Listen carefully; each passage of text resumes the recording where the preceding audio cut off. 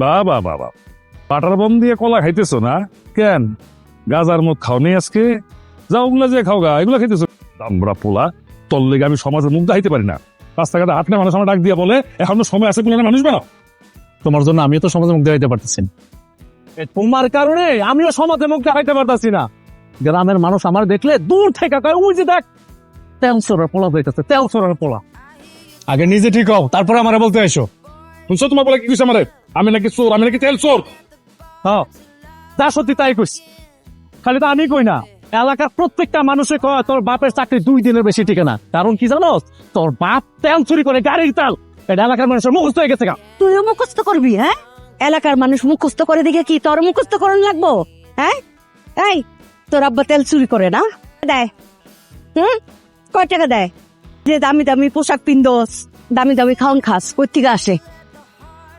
তোর আব্বারে যে তেল চুর কয়, ওই যে তেল চুরি করে ওই টাকা থেকেই খাস। যেই টাকা দেয় ওই টাকা দিয়ে তো বাসা ভাড়াও হইতো না।